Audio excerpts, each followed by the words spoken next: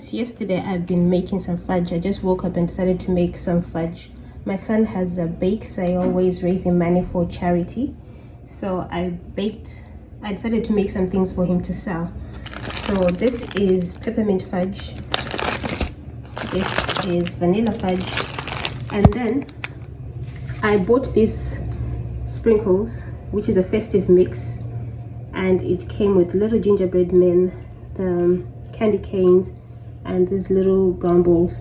So I had to separate them for the candy canes. I didn't want to use all of them, so I wanted only candy canes for them. So I had to pour in a tub and asked one of my kids to separate them, which he did yesterday. This is the mixed lot from yesterday.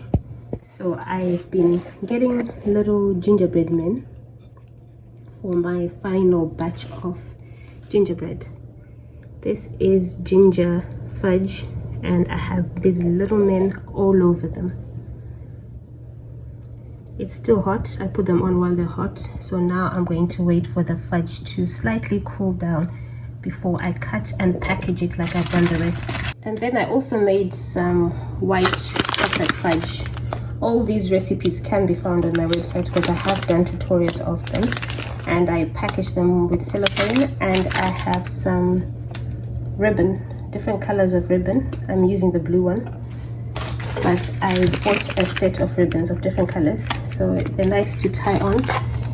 With the vanilla fudge and the peppermint fudge, I had these bag ties, but I ran out of the bag ties because they're from a different set of cellophane bags. So in the morning today I went and bought some more bags. They didn't come with ties, so I had ribbons which I decided to use. So now I'm just going to wait for this fudge to set a little bit before I cut it into pieces and then package it.